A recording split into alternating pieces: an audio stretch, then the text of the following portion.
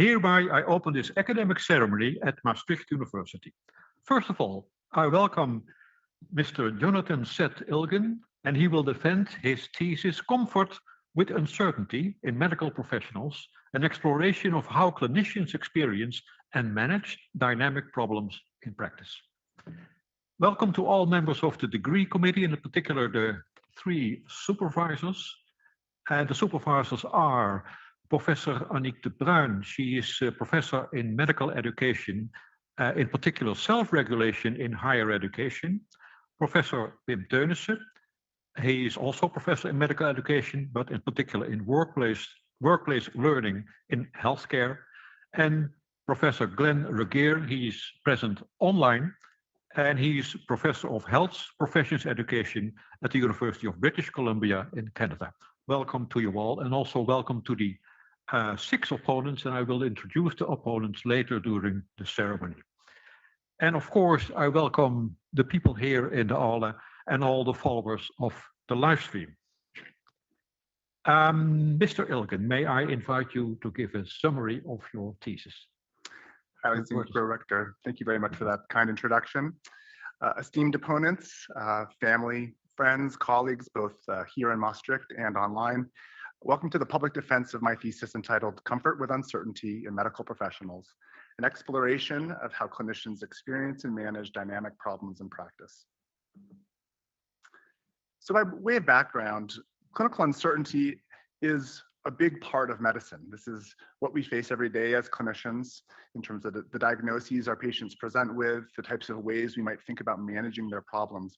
All of the work that we do in medicine is filled with uncertainty.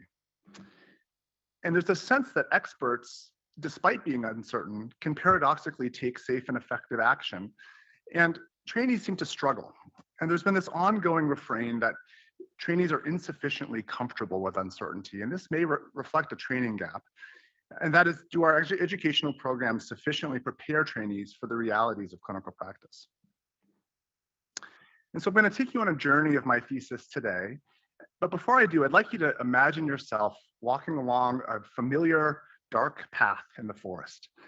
You may not know exactly where you're going, but as this figure illustrates, you have a sense that you're on track. You can feel the path beneath your feet.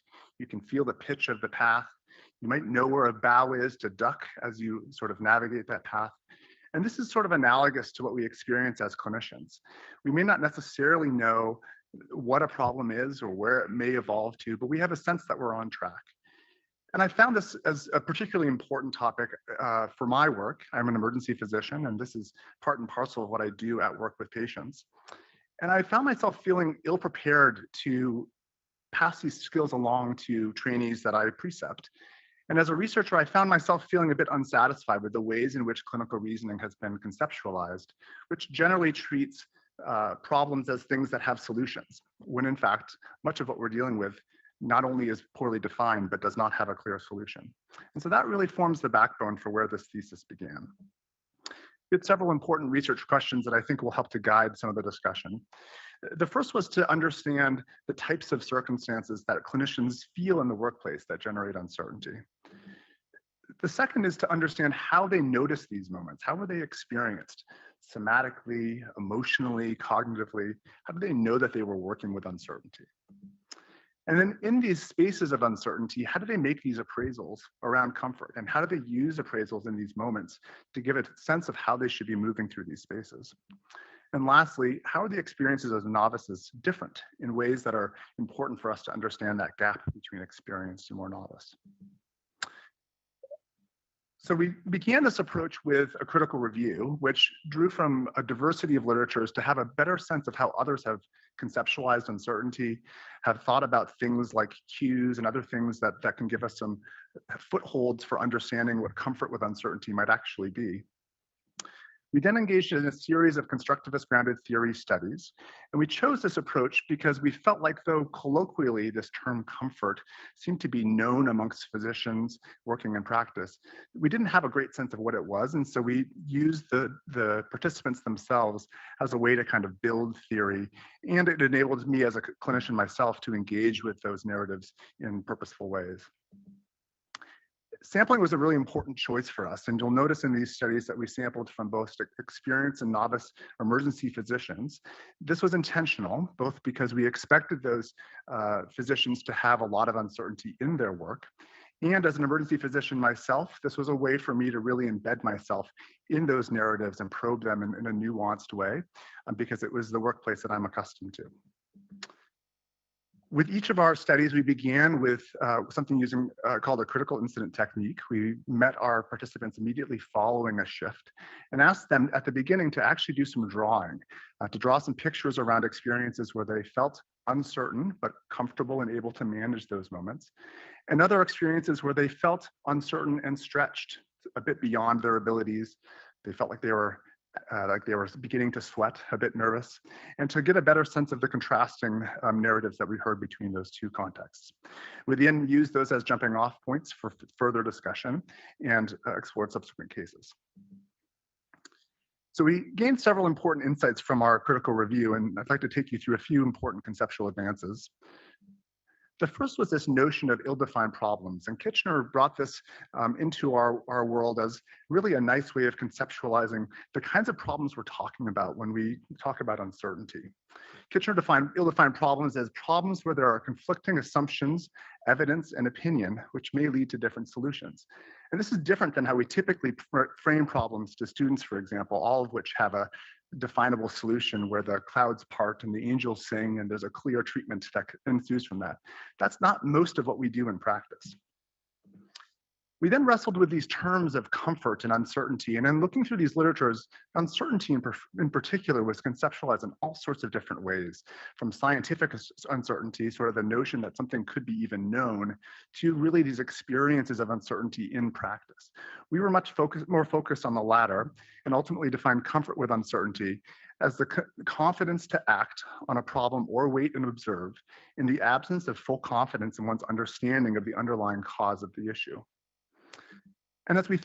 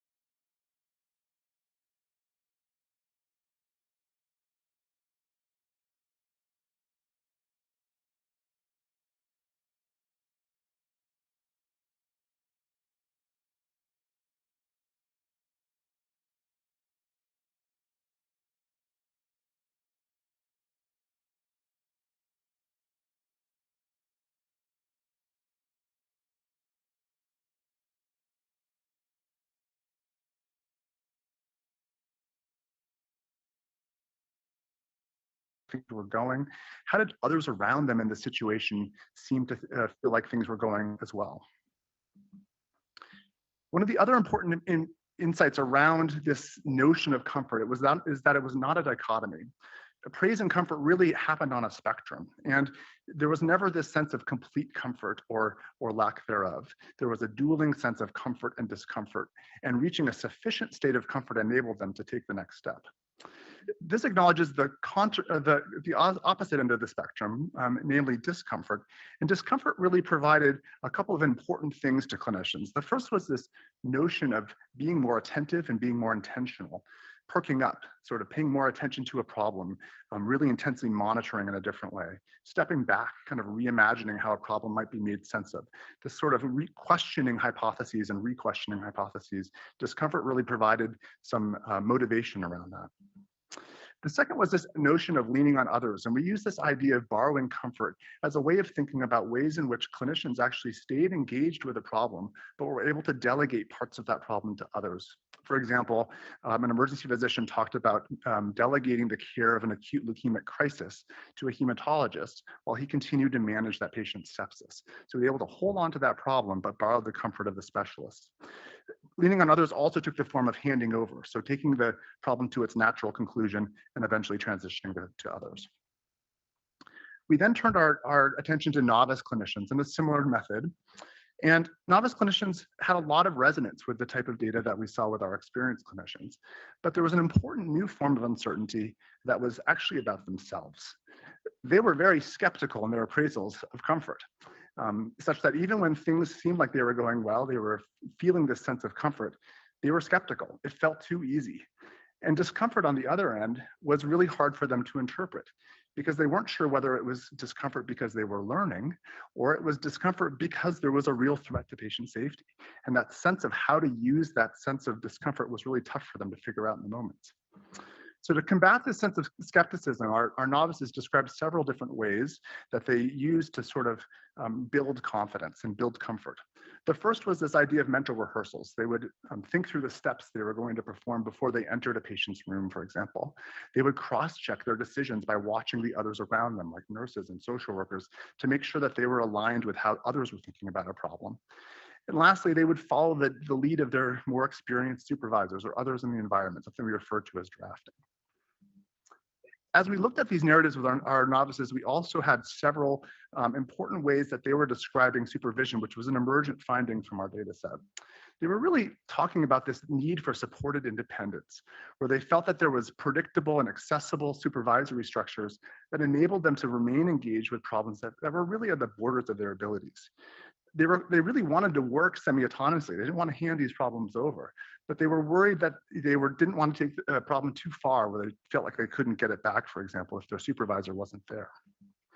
They described borrowing comfort in the same ways that our experienced clinicians did, but in this case, it was really about thinking intentionally about the parts of a problem they needed help from their supervisors.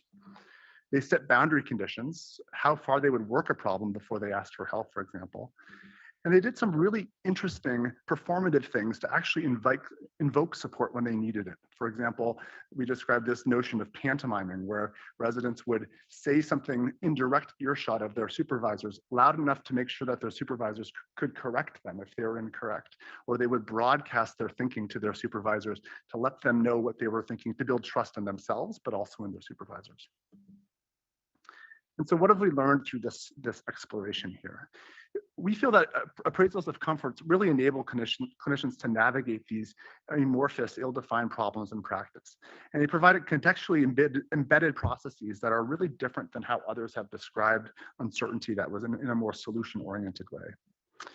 As clinicians sort through these variety of cues that they find from themselves and their patients and their environment, they use sufficient comfort as a means for understanding when they can take action, or sufficient discomfort as a way to shift their approaches towards other ways of understanding a problem or understanding a problem with more intention. We think that borrowing comfort is really an important means for clinicians, both experienced and novices alike, to work towards striving towards control in these challenging moments in practice. And supervisors can enable this graduated sense of independence by strategically supporting and probing trainees' appraisals of comfort. In doing so, they can get a sense of where their learners are, but also really reinforce the kinds of ways that they themselves use comfort to navigate these ill-defined experiences. I'd like to thank my promoters for all of their wonderful mentorship, and I'd like to hand the floor back to the prorector. Thank you very much for your clear presentation. And probably you have noticed that we have Mr. Ilgen is accompanied by two very young Paralympians. And I would like to welcome also Hannah and Grace Ilgen. Welcome to you. We will start the opposition, and the opposition will be opened by Professor Driese. Professor Driese is the chair of the Thesis Assessment Committee, and he is professor in medical education at Maastricht University. Professor Driese. Thank you. Dear candidate, dear Dr. Ilgen, the first thing when I was asked to assess your thesis, I thought, and I saw the topic, did you know that I'm quite uncomfortable with the uncertainties of life and my profession? I'm not a clinician, luckily enough. Or do you know that I wake up quite often in the morning, I feel like an imposter? Then I thought, okay, maybe it's not about me, but it's about you that you choose this topic. But then I read your thesis, and to my surprise, you removed almost all uncertainty around a PhD that is possible. All your studies have been published in the top journals that we have, unbelievable. You have done very sound studies. You write very clearly, and it was a joy to read. And you changed my thinking. So, wow, it's not that often that I read a book and that I think differently when I have ended the book. So my compliments for that, and also for your team, and also for the member who is still in Vancouver of your team. It is really a very special and interesting topic. And then I thought, okay, I have to debate with you. I am allowed to debate with you, and I hope to get you a little bit in a discomfort. So I looked for what's not in the book, and you have written a total gender-neutral book. You could see that as a compliment in these times. I used Control F on my computer, and the word gender is not used. Women and men also not, and male, female only in the method section when you discuss the sampling. And further on, you don't burn your fingers on the topic, but now I invite you to do that. And maybe one of your young power names would like to read out loud through the microphone proposition 5.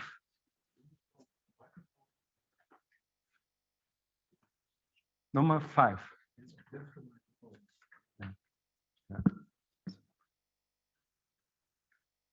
When managing uncertainty, trainees novice clinicians are inherently skeptical of their appraisals of comfort, leading to distortions in how they approach uncertainty. Thank you very much. Thank you very much. Now, I thought, novice clinicians, do you think that gender matters? Regarding this proposition, do you think that males appraise their comfort with uncertainty different than females? That's my first question. So, highly esteemed opponent, thank you first of all for the lovely compliments. That really means a lot to me to know that I shifted your thinking in some way.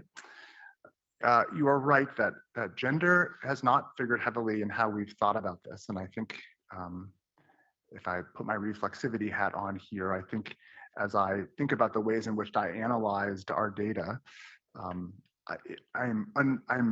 sure that my lived experiences as someone of the male gender or identifies that way, that shaped the ways that I was interpreting these narratives. So I think that's an important thing to think about.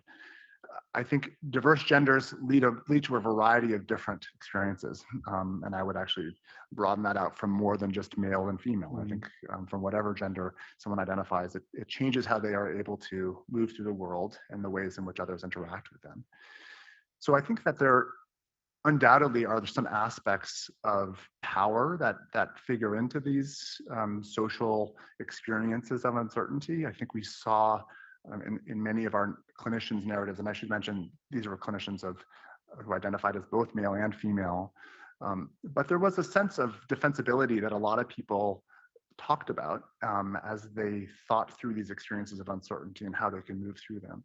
So that makes me wonder about defensibility in regards to structures of power and the ways in which people may actually manage a problem differently because they're feeling like they're under more scrutiny or less or if they feel like their values are aligned with those around them or not. Yeah. So I think that's certainly something that's worth probing. It's not something that I did intentionally in this thesis, Okay. but I think that certainly would be an area that would be interesting to explore. Yeah, because there's what we call the confidence gap, that males have, in general, appraise themselves as more having more confidence in a situation, and females as less confidence. Like if there's a job application, a male applies for the job when he meets 50% of the criteria, and the female only when she meets 100% of the criteria. That's one of the famous examples. But there's also studies within clinical education has been done, for example, in surgery, that female also have a confidence gap in operation, confidence in operation, and by that they get less learning opportunities, less chances to practice your action than their males residents. Do you think that could be the case also with your participants? You didn't see it in your data, but it's an interesting question. I mean, what I hear embedded in that is that experiences and opportunities to have experiences impact how people are able to think through problems. So, for example, if a female surgeon is not getting as many opportunities as a male colleague, there are going to be fewer experiential cues that person can draw upon when they enter the operating room the next time. So, I have no doubt that figures into the ways in which people experience uncertainty. We didn't get that deep into past experiences. Actually, most of our discussions were around experiences in the shift that immediately preceded. So I can't really tell you too much about sort of whether people's lack of confidence was because of a lack of experiences or a barrier to that. But I think that's an interesting thing to think about. Do we have time for another question? Okay, then I related a sub-question on this. All your studies have been done in North America, either the US or Canada. And you have one of the most famous professors, late professor in the States, is Hofstede. He has a theory on culture, national culture. And one of the characteristics of national cultures is uncertainty avoidance. And your country and the Canadian country are below average. And for example, your supervisor, Professor Teunissen, he lives almost in Belgium, and they are almost the world's highest risk avoiders in the world, uncertainty avoiders. Do you think if you would have done in your study in the backyard of your supervisor in Belgium, that you would have found different results? Do you think that national culture could have had an influence? That's an interesting question. I mean, I think that, so I guess the first thing I would say is that I think that comfort in our construction is really an interaction between a person and their context. So I think it is quite likely that taking these studies and taking them to a different context, be it a different country, different clinical setting, it is likely that the stories are going to be different. I would expect them to be. As you describe a sort of national view on risk, for example, that sounds to me like a trait. And so do those traits influence how people move through the world? They probably do. We're largely focused on a state here of comfort, the interaction between individuals and their environment. So there's a lot built into that. There's the culture of the environment. You know, there are more or less risk-averse cultures within North America, within a given hospital. And so I think that those things all play into the ways in which clinicians form their identity, the ways in which they align themselves with others. And so that probably does change their approaches. I think that's a very intelligent response, that probably the differences within nations are different than between nations. So I thank you for that. And I give the word back to the rector. Thank you, Professor Driessen. The opposition will be continued by Dr. Cristancio. She is Associate Professor at the Department of Surgery and the Faculty of Education at the School of Medicine and Dentistry at the University of Western Ontario and Canada. Dr. Cristancio, she is present online, as you see. Thank you very much, dear candidate. I would like first to congratulate you on a beautifully written thesis. I really appreciate when I read a thesis that is just the story flows from one chapter to the next, and the fact that you were able to publish every single chapter is a huge milestone that you achieved. So I really commend you for that, and I appreciated the writing particularly. It was very clear, it was very to the point, and the part that I enjoyed the most, I think, is that it left me with a lot of questions that I would like to chat with you here and at some point later on, because I think the phenomenon of comfort, or the idea of comfort, regardless of where it plays out, has so many implications in many dimensions at the professional life. So that to me was very intriguing. So I'm going to start with one of those implications. So we know that comfort with uncertainty is often positioned as a desirable strength among clinicians. That's the messages that they receive. And one of the messages that is very consistent that I hear from my colleagues and throughout publications as well is that those who can tolerate and feel comfortable with uncertainty also experience less burnout. So I was wondering about your thoughts on how could the spectrum of comfort and discomfort that you identified in your thesis be used by supervisors to help residents make sense and navigate the relationship between uncertainty and burnout? Esteemed opponent, thank you very much for that question.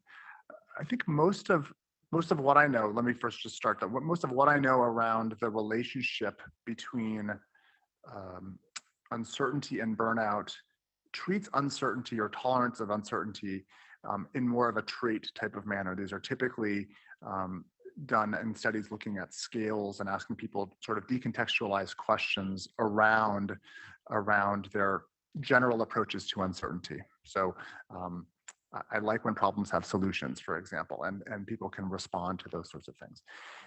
And so those types of studies, and in terms of their relationship to burnout, I think provide some interesting background to this. It's interesting that you linked the notion of comfort with sort of strength or wherewithal to sort of navigate a situation, because I think there's an aspect of vulnerability that's really important in comfort here. Sort of talking about one's feelings is not something that we actually do very often in medicine. And so as I think about the ways in which supervisors can better support trainees, I actually think that much of this is actually sharing what's going on inside of them. This notion of this problem is making me nervous, that is actually a sign of expertise, right? That is, there's something about the situation that I can't put words to, but that is making me behave differently. I'm paying more attention. I'm telling you that I need you to pay attention alongside me. So I think that there's some aspects of that. I think the other piece of this is that experience breeds comfort because experience enables one to have a better sense of how things may play out. And I think some of this, I think in myself, as I read these narratives, I could see a sense of someone having gone through an experience before. And I think that's really hard for novices to understand in these moments because they haven't seen these problems go to their natural conclusion, or where they may go, again, with problems that are not always easy to know how they're going to play out. So I think in that respect, you've got two people standing beside each other, one who has a reasonable idea of how things may play out, another who really doesn't.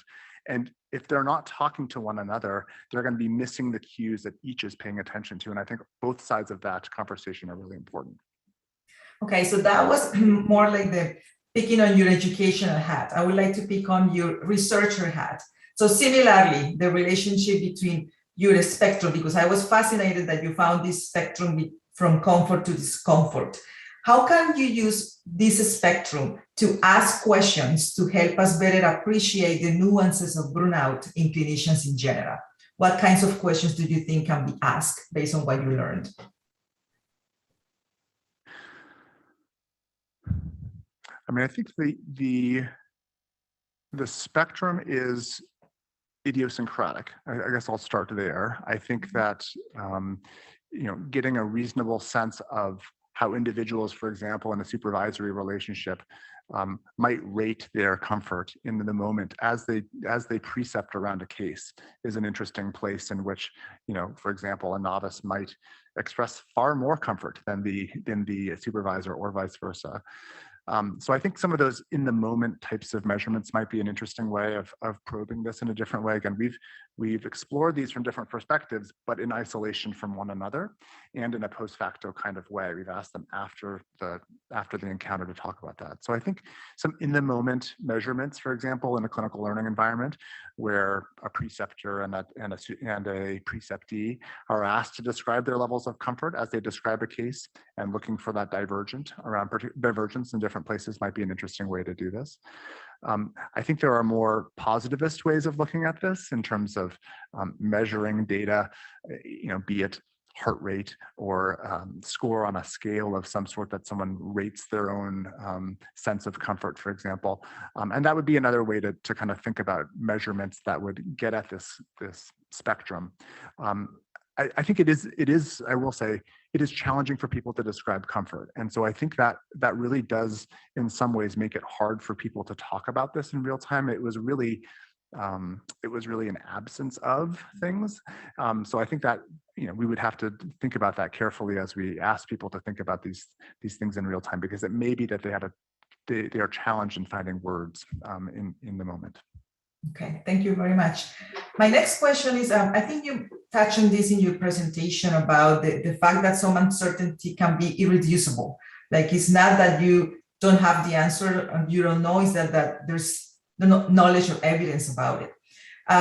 From what you did in your thesis, which is in the moment uncertainty in emergency medicine, I just wanted to speculate with you, what can we infer, what kind of questions can we ask around developing comfort with irreducible uncertainty that lasts for a long time? Let's talk about neurology. It's a specialty where sometimes the uncertainty is not resolved even in a lifetime. Like, what can your thesis tell us about it and help clinicians get comfortable with that kind of uncertainty as well? You may give a short answer, please. Sure.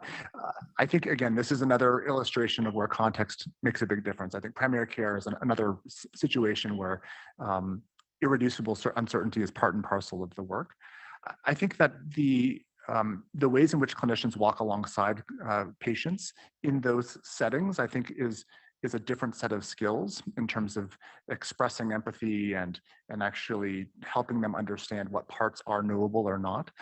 So I think that there's some interesting different skills that are part of that experience with uncertainty that are different than the problem solving or types of things that we do in emergency medicine, for example, which are much more illness focused and acute. Thank you very much. Thank you, Dr. Cristancho. The following opponent is Dr. Professor Van Mook. He is Professor of Postgraduate Medical Specialty Programs at Maastricht University. Professor Van Mook. Thank you, Mr. Pro-Rector. Dear candidate, dear Dr. Ilgen, congratulations on the thesis, well done. I prepared about 8 pages of questions and remarks, which might give you some idea of how much interest I read your thesis. You publish your papers all in high-rank journals, as Professor Driessen already pointed out. And so to tell you the truth, this is one of the theses I read with most interest over the last year. So compliments to you, compliments to your supervising team, also abroad. And we have to have some kind of debate. I think we will. I was struck by your remarks on the state versus trade comparison in your introductory section. And that's because I'm interested in professionalism. That's not a topic we're going to talk about. What I would like to question you about is that you think that uncertainty is indeed context dependent. So it's a matter of context in which a specialist functions, or that it's more a trait, so that different specialists differ from each other. I'll explain that to you. And we've got a gynecologist here, a pulmonologist, internal medicine doctor. You're an emergency physician. I'm an intensivist. We're different people. You know, when you ask for a consultant in your ER, when an internist comes down, there's a different person coming down than when the surgeon coming to your ward. All your participants in your study were emergency physicians. we share some characteristics, the intensivists and the emergency physicians, but the internists, they're usually different. So my question to you, could you speculate on the potential differences between the specialists regarding uncertainty, and is it due to context or to traits? Are we simply different personality, or is it a mix? So highly esteemed opponent, thank you for that wonderful question. So I think that there is probably some degree of self-selection. I think that, you know, as we are navigating as students towards a profession, there is probably contexts in which we find resonance and where we feel like we are able to use the ways that we enjoy working to the best of their abilities. So I think that choice of profession probably begins much before that in terms of the ways we're raised and the ways we move about the world. So I think from that perspective, I guess one could consider that a trait, although that comes from a series of experiences. And so I think the ways in which those things are built up in us probably come from different experiences as well. And I think then once we begin a training program, again, there's a culture and a variety of experiences that continues that foundation. So I think it probably is a combination of trait and state, but I would say that the state is what informs how they're using it in that moment, and that's primarily what we focused on here. Right. I think that the different fields are more likely to put you into different moments, right? I think there was a lot of uncertainty in labor, for example, in terms of how it might progress. But that's a different type of uncertainty than the experience of working with somebody in a primary care setting with a disease that you haven't been able to figure out over a year. And so I think those skills build over time through different experiences. And maybe you would consider that a trait. But I would say that over time, it is the state that matters most. Right. I completely agree. It's the same what the professionalism literature tells me. And you did your studies in ER and among emergency physicians, but to what extent are your findings generalizable to my context, the ICU, or for that matter, to internal medicine? Sure. Yeah, I mean, I think again, I can't say in one sentence that it's a state and not immediately say that these findings are transferable to another place. I think that the goal of this work is to help to explain a phenomenon in a way that others may see resonance with their contexts, for example. But I have no doubt that that things are different in one place than another. So I think my goal would be to that this work will help people to reimagine the ways in which their contextual aspects and experiences of uncertainty might be informed in some new ways.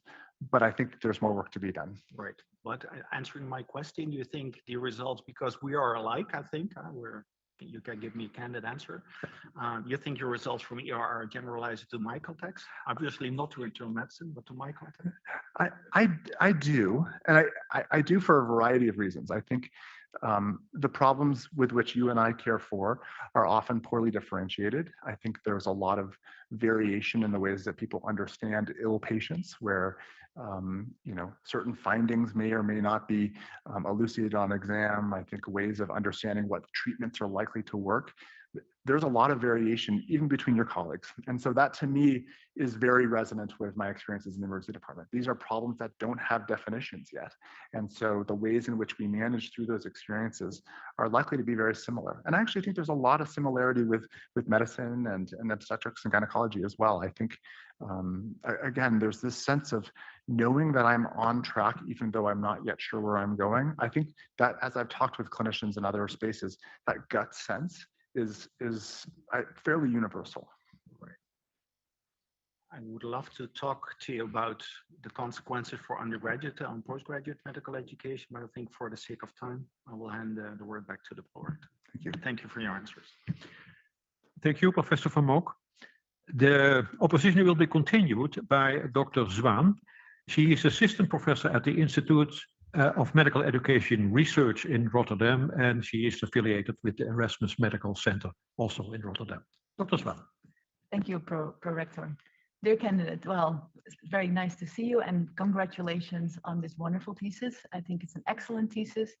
It's already mentioned that many of your articles are already published in high impact journals, and also many of them already cited many times.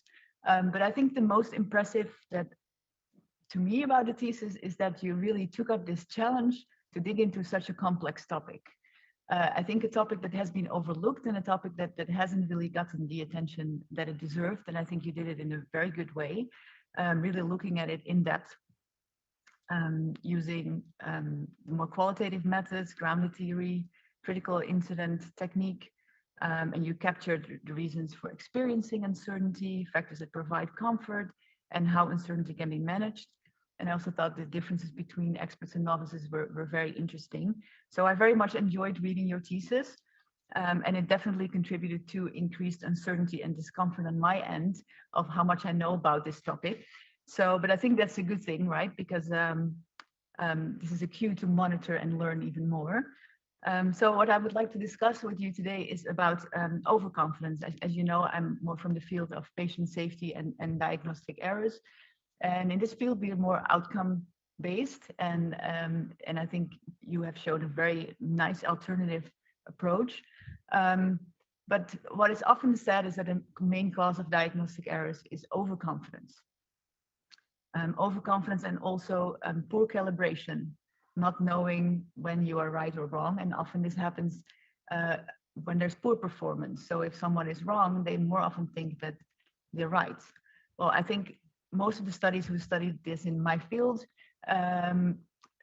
did this by just one question, saying how confident are you in the diagnosis that you just provided? And then they showed that there was a big gap. Well, seeing your work so elaborate, showing this complexity of clinical practice, I think that this is probably not the right way. But I would like to ask you, how do you think these studies compare with uncertainty and comfort with uncertainty? So that would be my first question. So thank you for those questions, esteemed opponent. I do think that there's a lot learned by looking at outcomes. And I think as one thinks about calibration from an individual standpoint or from across a field, I think it is important to do these zooming backward types of experiences where we look at outcomes that can be generally agreed upon across clinicians and looking at how one performs across that. So I think there is value in learning that way. I think I will tell you what I struggle with that type of model, which is the model that I grew up with. This is both in terms of my research as well as the way that I was trained as a clinician. We're all taught to look at our outcomes and look backwards. It didn't necessarily always give me a great idea of what the path is going forward. And I think that's what I always struggled with these fairly solution-oriented models, is that it presumes that the solution was possible at each step along the way, when in fact, there were many decisions that needed to be made before that was known. And so I think there's nice balance between the two as we look at errors and performance, that there are probably some ways of thinking about this in a prospective way that are importantly different than what we've done before. I think the other challenge that I struggle with in this regard, and I don't pretend to have the answer today, is that I would actually expect most experts to navigate the same problem differently. And that, I think, is a real reflection of their expertise. They're bringing the skills that they have to bear around this particular problem in ways that are most likely to give them success. And so that is likely to be different between two people standing at the bedside managing the same problem. And so that poses some challenge of, the two experts, who's right and who's wrong, and how do we actually define what success is in these moments? And I think that's really challenging as we think about this, particularly from a system standpoint. Yeah, no, I completely agree with that. But getting back to the overconfidence, do you think clinicians are generally overconfident? Do you think that those findings from this more outcome-based research are correct, or do you think that they're just looking at it too limited and you can't really tell? Yeah, thank you for that question. I'm sorry I didn't address the confidence issue. I think, again, confidence, to be overconfident implies that there's a gold standard. And I think that's where I'm struggling here in this regard. I think if I, for example, put a novice and a supervisor next to each other, the supervisor is treated as the gold standard, but it may be that the novice is actually attending the cues that are important, that are giving a sense that they are on track or they're not on track. And so that sense that one of those two people is correct all the time, I think is a dangerous supposition. I think there's a lot of, there are many times where a novice surfaces something that I just missed. I just didn't see it.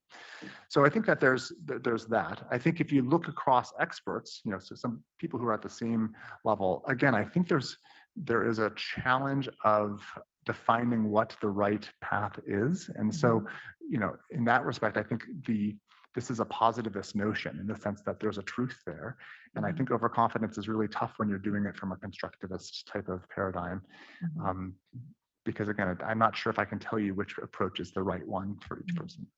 Yeah, so a lot of the experimental work in the field of diagnostic error does focus on the outcomes, but there's a very strong increase in the number of studies that look actually at uncertainty and confidence. So do you have an advice for those people of how to measure it in a better way? So now it's often one question, and I would love to expand on that, but what would be the right way based on your experience? Sure.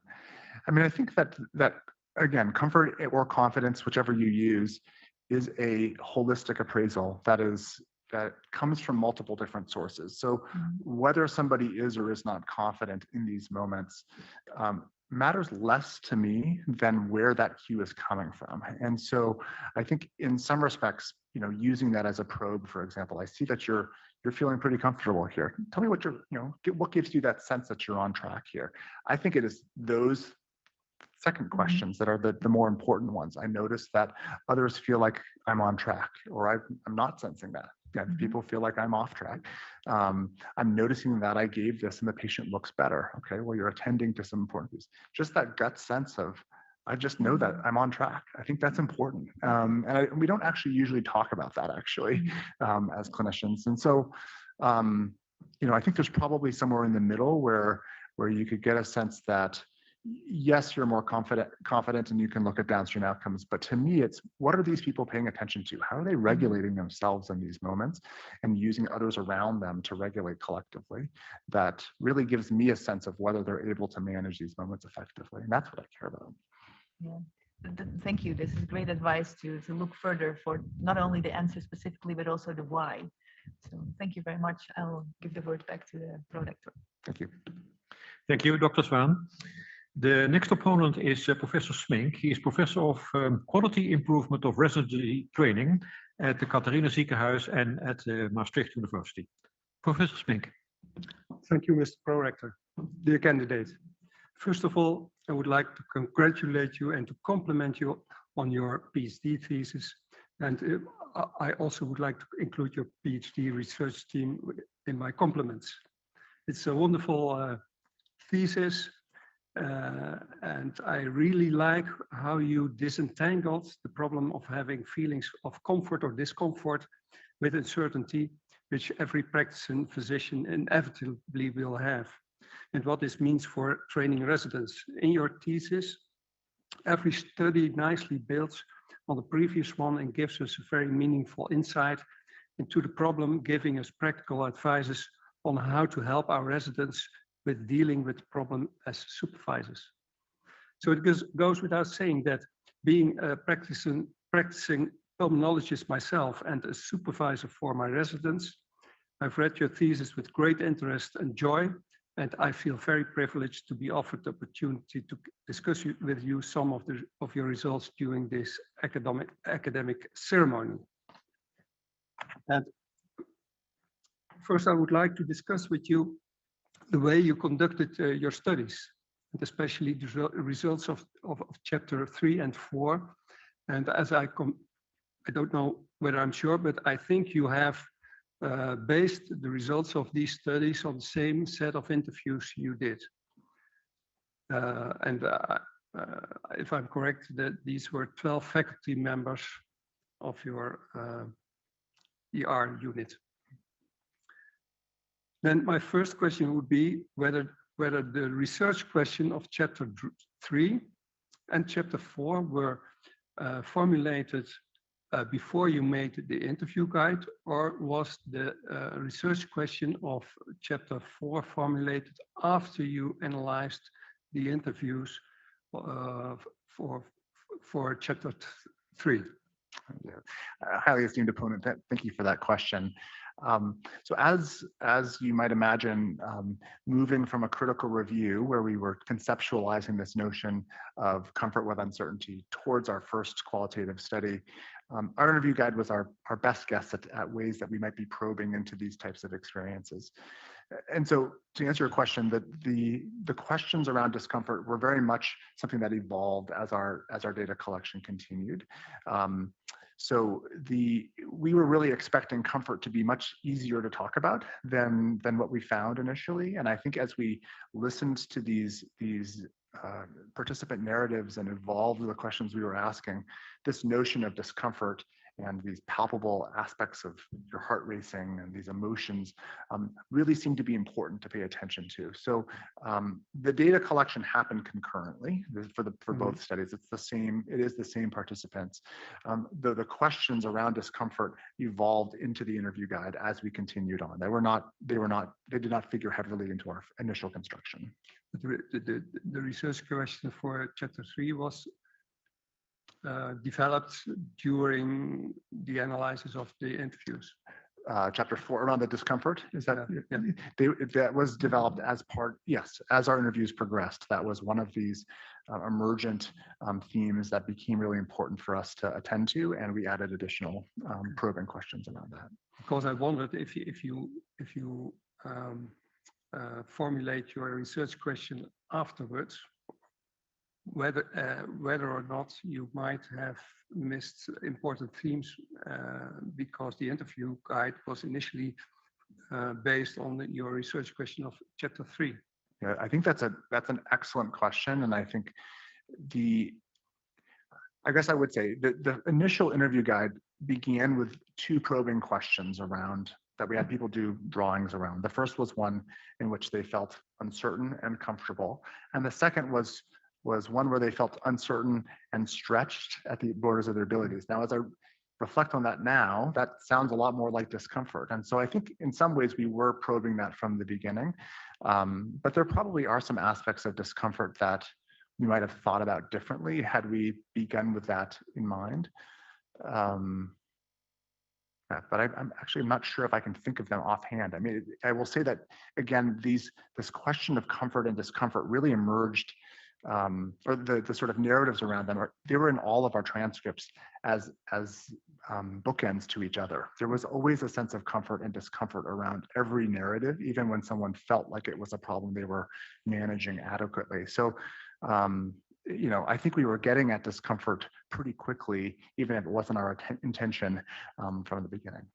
Okay, thank you for your answers. Thank you. My last question would be on an article I read just this week. It came out this week, actually, about medical residents and the drive for a single right answer. That's the title, Teaching Complexity and Uncertainty. It's written by Emily Witt from the Harvard Medical School and published in the ATS Scholar, which addresses also this problem. She found that the Generation Z expects that they have answers to every problem right away, because they grew up with the internet, lots of information available, and she links that trait with uncertainty. And so she advocates to implement already training on how to deal with uncertainty in undergraduate medical school. Now, you have interviewed a lot of colleagues from different generations, and did you also have this sense that generation also might be a way we deal differently with uncertainty? Mm-hmm. And should we implement already teaching on how to deal with uncertainty in undergraduate medical education? So I think I'm hearing 2 parts of your question. I want to make sure that I understand it. The first is whether there may be important generational differences between trainees. And then the second is whether we should be teaching this intentionally. Is that correct? Is that Correct. And yeah. already in undergraduate medical undergraduate medical. education. I'll take the first part first, which is you should know that I actually don't think that generational attributes are a real thing. I think that that we categorize generations based on some of the same ways we categorize nations. Right? And there's a lot of heterogeneity within each generation that I think that oversimplifies.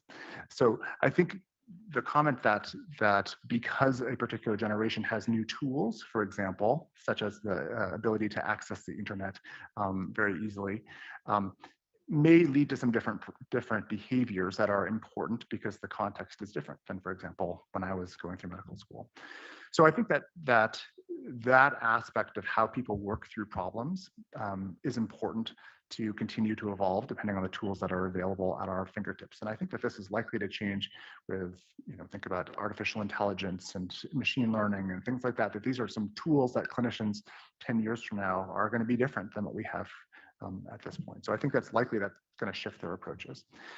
To the question of how to teach this, I think you may answer simply that. yes or no. Oh yeah. Do I think we should teach it? Yes. Thank you very much. Yes, I'm I sorry. will hand over the word to the prorector. Yes, thank you. Thank you so much, Professor Smink. The next opponent is Dr. Meeuwissen. She has recently obtained a PhD in medical education, in particular in team learning, and she is resident at internal medicine at the Maastricht University Medical Center. Dr. Meeuwissen. Thank you, Mr. Prorector. Dear candidate, first of all, my congratulations to you and your supervisory team for, I think, a very important thesis, not only for patient safety and patient care, but also maybe for physicians' well-being. And as said, I'm a resident myself, and reading your work made me much more aware about dealing with uncertainty and worked a bit as therapy. So thank you for that too. But of course, I also prepared some questions. And the first is about methodology, specifically because you chose to use CGT, constructed grounded theory, which specifically normally acknowledges existing theoretical backgrounds, but also experiences of the researcher himself. So my question is whether whether you could share some experiences and stances you had towards this topic and how this might have influenced the data collection and analysis. Thank you, esteemed opponent, for that wonderful question. So, as I mentioned in the introduction, I am a emergency physician. So, I care for patients with undifferentiated problems all day long. I'm also a longitudinal preceptor for medical students from day one. They start medical school all the way through, and actually teach a lot of foundational skills with our preclinical students. And I think one of the things that you find a lot in our preclinical students in the United States is that solution-oriented approaches to problems is what they are trained to practice. They get multiple choice tests. They have case-based learning that all conclude with cases. And so often when I go to the wards and I actually don't know what's wrong with patients, it's very jarring for them. And so I think that sort of and actually feeling very much like I wasn't exactly sure what the words I should be using to make it better. And so I think that really brought a lot of the motivation around this, and certainly shaped how I was interpreting these data. Mm-hmm.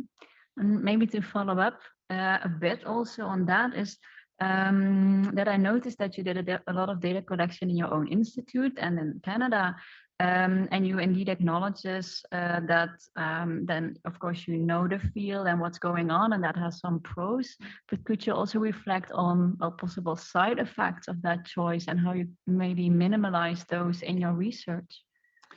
I think that is true. I think of all constructivist research that one is making choices around where to focus at the expense of others.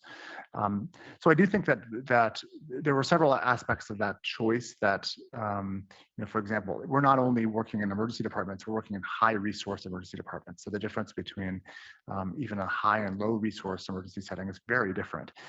Just like working on the wards for medicine would be very different than in the emergency department, where there's even a bit more longitudinality when a patient's admitted to the hospital. So I think that those types of contextual differences are really important. And I think it provides fodder for future research for sure. And I can just mention that we are doing some work with primary care doctors, and the stories around uncertainty are very different. And so I think that's further evidence in my mind that uncertainty is really contextually unique, and sort of building out teams that can help to explore in those different contexts, I think is a really interesting future direction.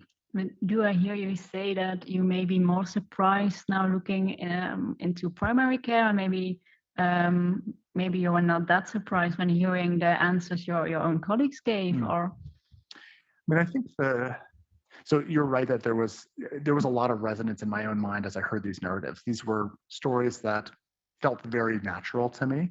And so it's a little bit harder for me to reflect upon the absence of stories there, because they were stories that I'm comfortable with. I will say, having now reading stories in another context, it helps me to see that there are aspects, for example, of the ways in which uncertainty is managed when the patient's not in front of you. When the patient goes home from clinic, how are you still managing a problem with the patient no longer in front of you? That wasn't something we really thought about in our data set, because they were, for all intents and purposes, captive in the emergency department while this problem solving was happening.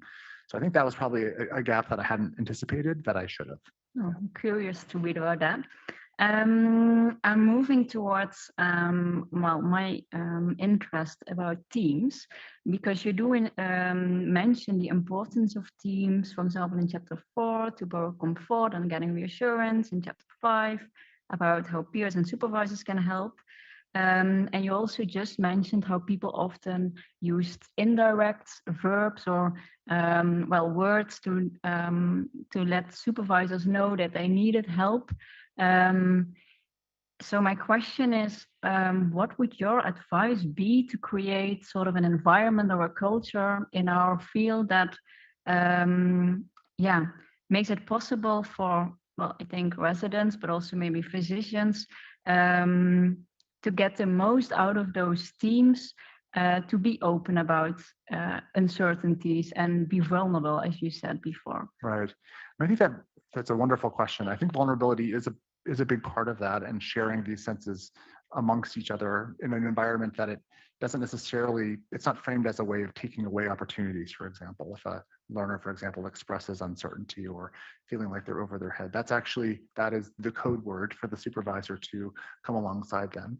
So I think that there's probably some aspects of essentially teaching both sides of the aisle those code words, and sense of when they should be engaging.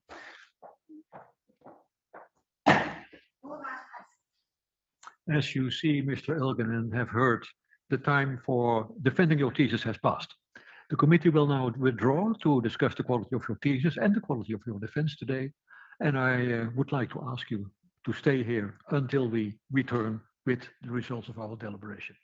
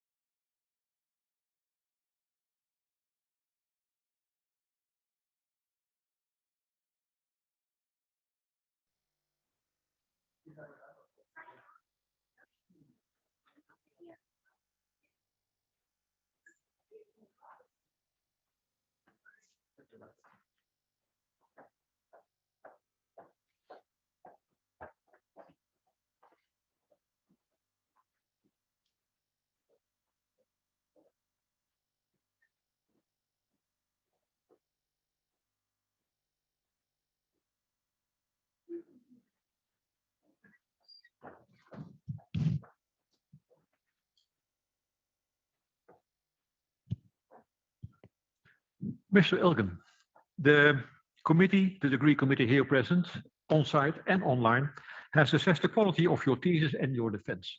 And in view of its positive verdict and taking into account your previous qualifications, the degree committee has decided to grant you the degree of doctor. Professor De Bruin is authorized to confer upon you this academic distinction in accordance with Dutch university custom and law, and invite your supervisor now to take the floor. Professor De Bruin.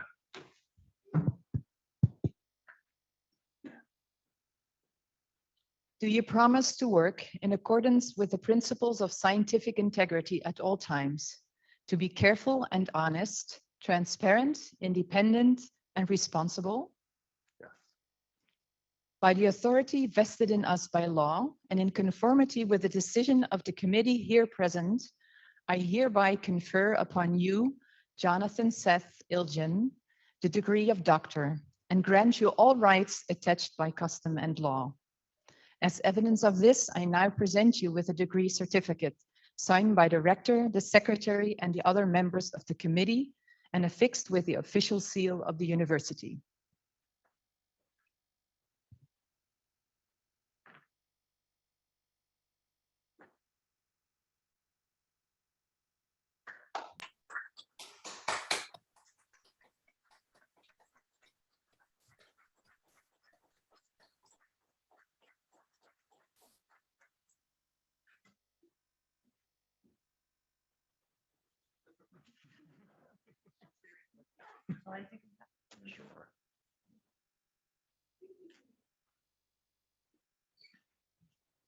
I now give the word to your other promoter, Glenn Regeer, Professor Glenn Regeer, for the laudatio.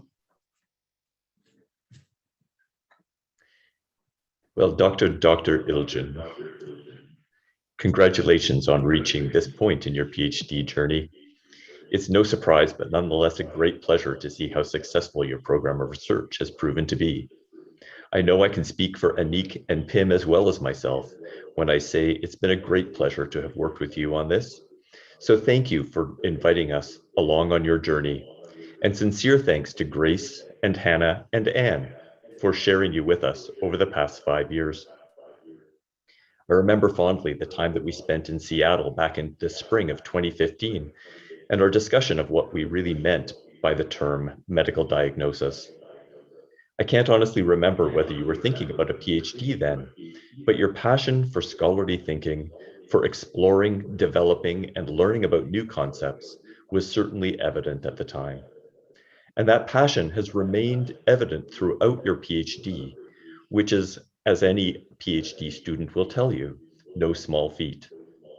Despite a number of major life events, from career shifts to COVID challenges to puppy purchases, your unwavering dedication and enthusiasm for advancing the work while developing your skills has been inspirational. Pim, Anik, and I have often reflected on your adventurous approach to the thesis, your willingness to challenge yourself with new ideas and unusual research methods that took you outside not only your own comfort zones, but also those of your supervisory team. Perhaps it's not surprising that you chose the domain of comfort with uncertainty, because you seem to boldly dive into spaces of uncertainty and thrive in those spaces yourself. Another nice parallel between your thesis and your own practice in developing the thesis was your willingness and ability to draw on a broader network of collaborators to shore up the resources needed to accomplish the work well. The way you drew on people like Kevin Eva, Judith Bowen, and John Charbonneau, and seamlessly integrated them into the team as needed, demonstrate an effective and mindful approach to collaboration that will no doubt continue to serve you well in your future work. In addition to your academic intellect and curiosity, though, I've appreciated observing your compassion for others and commitment to mentoring. Outside the PhD work, you've kindly invited me along on a few projects where you've guided junior colleagues through a research project. In each case, I've watched you not only offer excellent academic advice, but truly engage with and support the person in the development of their own thinking and their own learning. The extent to which you modeled a deep commitment to each person, I am sure, will have not only an advancement of their work, but also their own passion for the work. So I have no doubt that your approach to scholarship and your ongoing learning will continue to position you as an excellent scholar in the future. But added to that, your integrity and compassion for others will continue to position you as a great leader, and I look forward to seeing what comes next. Again, congratulations. Thank you.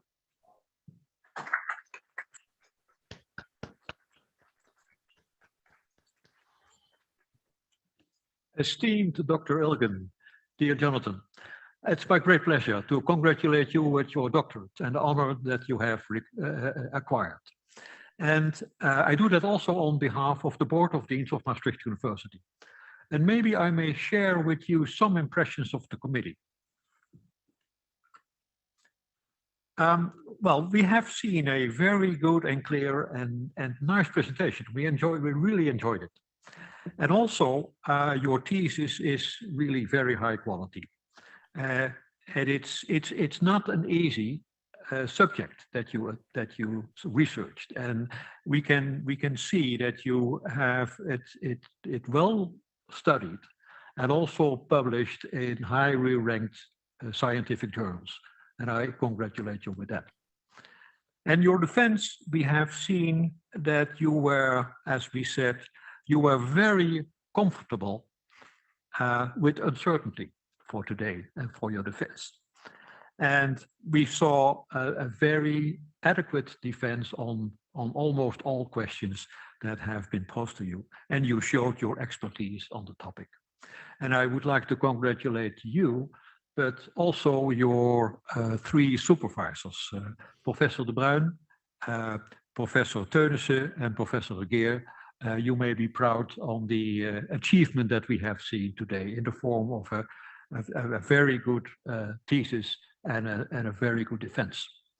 And of course, I want also to congratulate your paranymphs, your two daughters, and your wife, I think here present, and also your parents and all those colleagues and friends that you have made in the last years when you did your studies, and also, of course, all the people that have contributed to the results of your studies and your thesis. And I wish you a very successful professional career and a nice personal life. I would like to thank all the members of this degree committee, but also the thesis assessment committee, and in particular the external members online and here present. And I would like to thank all the opponents for their interesting questions, and we really enjoyed the discussion on the issues that were raised by the opponents. And Maastricht University appreciates the contributions of the external members of both committees. And hereby I close this academic ceremony. Now we have